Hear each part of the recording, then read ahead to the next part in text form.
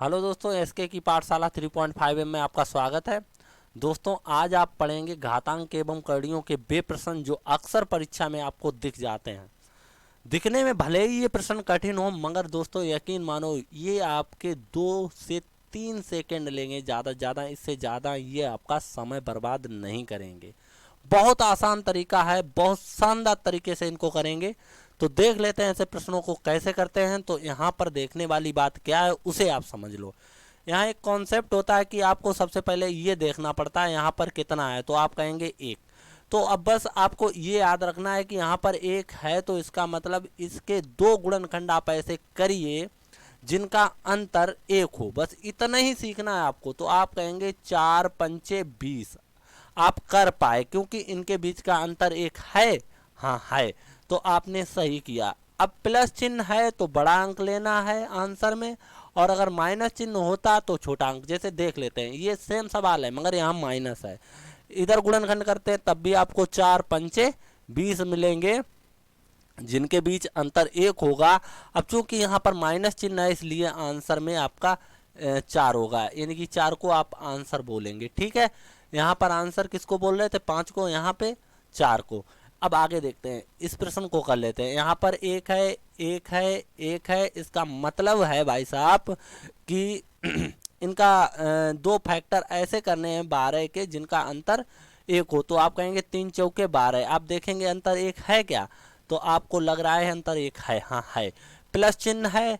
अगर प्लस चिन्ह है तो भाई साहब बड़ा वाला आंसर होगा, बड़ा अंक आंसर होगा। यहाँ पर भी देख लेते हैं, 3×4 = 12। ठीक है, तो आप देखेंगे अंतर एक है। हाँ, एक अंतर है, तो माइनस चिन्ह दिख रहा है यहाँ पर। अगर माइनस चिन्ह है तो छोटा वाला आंसर होगा।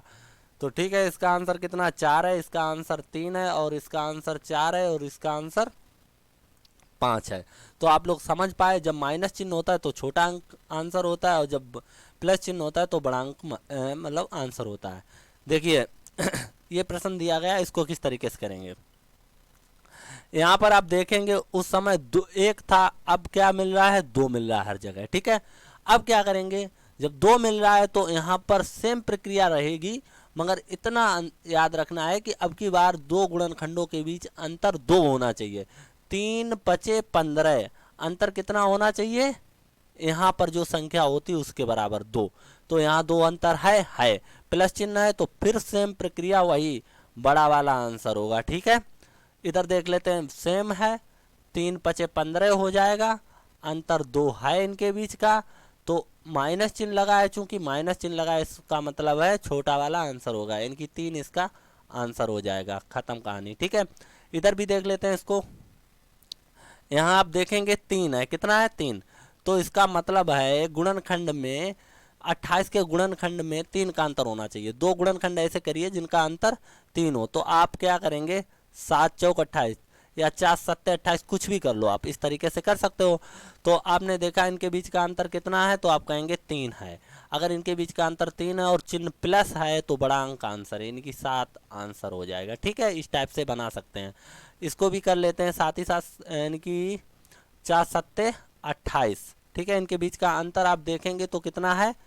3 है। ठीक है, और यहाँ पर माइनस चिन्ह लगा है तो छोटा वाला आंसर हो जाएगा। इन कह सकते हैं इसका आंसर 4 होगा। ठीक है, इस टाइप से आप समझ सकते हैं। आगे चलते हैं। देखिए यहाँ पर आप देखेंगे तो यहाँ आपको दिख रहा है, अभी तक आपने जितने भी प्रश्न किए उसमें plus minus plus minus plus minus और अनंत तक जा रहा था प्रश्न। ठीक है, ये सब कुछ। लेकिन अब क्या है? अब यहाँ प्लस माइनस नहीं बल्कि मल्टीप्लाई है, यानी कि गुणा में है, और अनंत तक ये भी जा रहे हैं।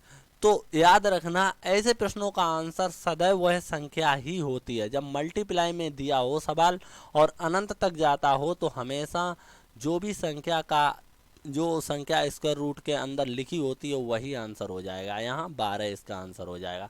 ये बेहद आसान होते हैं, इनको तो देखते ही ये प्रश्न बन जाते हैं। ठीक है, आगे बढ़ते हैं। देखिए यहाँ थोड़ा अंतर है, पहले जैसा नहीं है। पहले क्या था? पहले आप देखेंगे तो ये अनंत तक जा रहा है प्रश्न। कहाँ तक? अनंत तक। ये भी अनंत तक। लेकिन इसके बाद जो आप देख रहे हैं ये प्रश्न, ये अनंत तक नहीं है, ये कुछ पदों तक है। तो आप देखें कितना, 1 2 3 4 5 तक जा रहा है। तो ऐसे प्रश्न को कैसे करेंगे, बहुत आसान है इसको बनाना। तो आप यहाँ पर एक बात याद रखना है, यहाँ पर 20 लिख लेना है और इसके बाद आपको क्या करना है, जितना ये दिख रहा है आपको 2 लिख कर उतनी बार इसकी पावर हो जाएगी। क्या करेंगे, जैसे 1 2 3 4 5 यानी कि 2 गुणे 2 गुणे 2 गुणे 2 गुणे 2, कितनी बार 2 को लिखना है मल्टीप्लाई में, 5 बार लिखना है, ठीक है। और इनका मल्टीप्लाई कर लेना, 2 दूनी 4 दूनी 8 दूनी 16। फिर से देखते हैं, 2 दूनी 4 4 दूनी 8 8 दूनी 16 16 दूनी 32 32 हो रहा है। बस करना क्या है, 32 नीचे लिखना है और ऊपर एक कम 31 लिख लेना है, ये आंसर हो जाएगा इसका।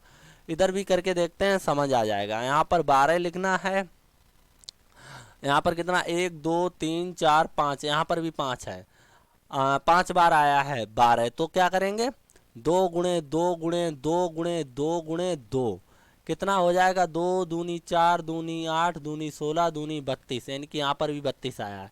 जो भी आंसर आया 32 नीचे लिख लो, ऊपर एक कम यानी कि 31। अच्छा, इसका फार्मूला होता है कोई, हाँ होता है। क्या होता है, ए की पावर, अगर आपको सवाल मिल जाए जैसे कि यही मिल जाए, देखो मैं लिख रहा हूँ ए अंडर रूट ए, तो अब आप क्या करेंगे, कितनी बार है ये, n बार है। तो आप करेंगे ए की पावर, ध्यान से समझना, ए की पावर 1 माइनस, कैसे करेंगे, 1 माइनस 1 अपान ए की पावर n, इस टाइप से प्रश्न बनाया जाता है। ये रहता है इसका प्रोसेस, आप लोग समझ पा रहे होंगे। इस टाइप से प्रश्न को करते हैं। तो यहाँ पर कैसे फार्मूला लगा उसे भी समझ लेते हैं। देखिए यहाँ n की वैल्यू कितनी है, 5 है, n की वैल्यू 5 है। अब इसको फार्मूले से करते हैं, ठीक है, फार्मूले से करते हैं, देखते हैं आंसर आता है या नहीं आता है।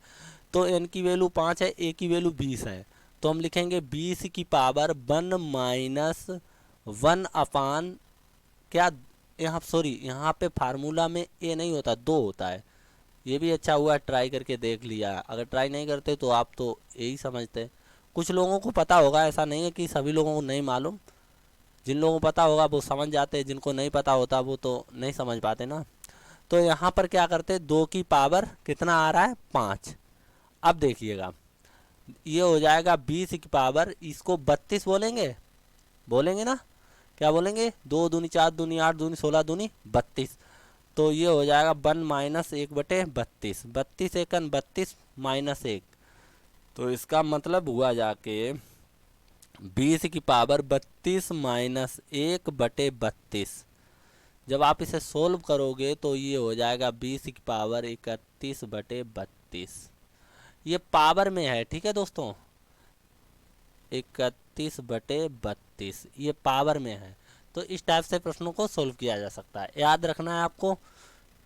चलते हैं अगले प्रश्न की ओर। देखिए ये प्रश्न, ये सेम इसी टाइप के प्रश्न हैं जैसे ये हैं, देखिए ये इसी टाइप से ये भी प्रश्न है, बस थोड़ा सा अंतर है इनमें। समझना क्या है कि यहाँ पर आप देख रहा होगा आपको एक एक, जब कुछ नहीं तब एक मान लेते हैं, एक ही होगा, ठीक है। लेकिन फिर इन प्रश्नों को कैसे बनाएंगे, इनके 2 गुणनखंड करने हैं जिनके बीच का अंतर 1 हो, तो यहाँ इनके 2 गुणनखंड ऐसे नहीं किए जा सकते हैं जिनके बीच का अंतर 1 हो, जिनके गुणनखंडों के बीच का अंतर 1 हो। इसीलिए इनको थोड़ा अलग लिखा मैंने, इनसे थोड़ा अलग लिखा। हालांकि ये इसी टाइप के प्रश्न हैं, मगर इन्हें संभव, ये प्रश्न इस टाइप के हैं, इनको बनाया जा सकता है 4 गुणे 5 यानी कि अंतर 1 वाले गुणनखंडों में, लेकिन इन प्रश्नों को ऐसे नहीं तोड़ा जा सकता है। तब क्या करेंगे, जब ऐसा प्रश्न फंसता है कि जिसके गुणनखंडों का अंतर 1 या 2 या 5 जो भी यहाँ पे होता वो नहीं होता है, तब क्या करते हैं, तब करते ये हैं कि ये चिन्ह प्लस है ना, तो हम ऊपर देखते हैं, 1 से बड़ा अंक देखते हैं। यहाँ पर 1 से बड़ा अंक देखेंगे जिसके गुणनखंडों का अंतर 1 हो जाए, तो आप कहेंगे 2, 2 के गुणनखंड करेंगे 1 दूनी 2, तो आप देखेंगे इनके गुणनखंड का अंतर क्या है, 1 निकल रहा है ना, इस टाइप से। तो दोस्तों याद रखना, ऐसे प्रश्नों का जो उत्तर होता है वो 1 और दो के बीच होगा। ठीक है, 1 और 2 के बीच का मान इसका होगा। ठीक है, अरे क्या हो रहा है भाई, अरे भाई होगा।